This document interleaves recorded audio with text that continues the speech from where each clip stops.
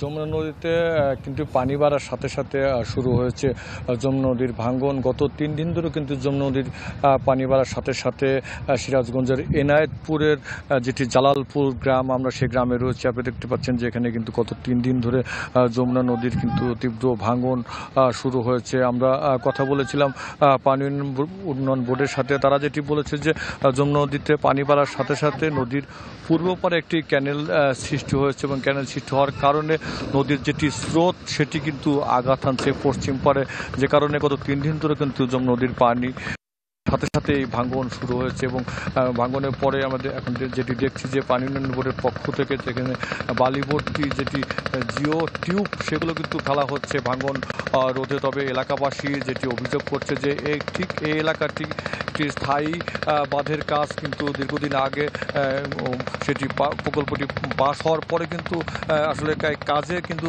সঠিক সময় না হওয়ার কারণে কিন্তু এই ভাঙ্গন সৃষ্টি হয়েছে। এবং পানি উন্নয়ন বোর্ডের যেটি বলছে যে এই জরুরি ভিত্তিতে কিন্তু তারা ইতিমধ্যেই ভাঙ্গন রক্ষায় তারা কাজ শুরু করেছে। বালিভর্তি যেটি জিও টিউব সেটি ফেলছে।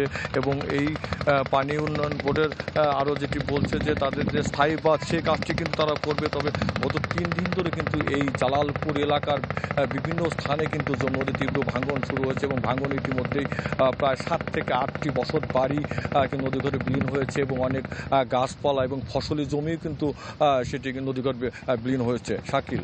জি, ধন্যবাদ আপনাকে আমাদের সঙ্গে যুক্ত হওয়ার জন্য। দর্শক, যমুনার তীর ভাঙনের খবর জানাতে সিরাজগঞ্জ থেকে যুক্ত হয়েছিলেন আমাদের সহকর্মী হীরক গুণ।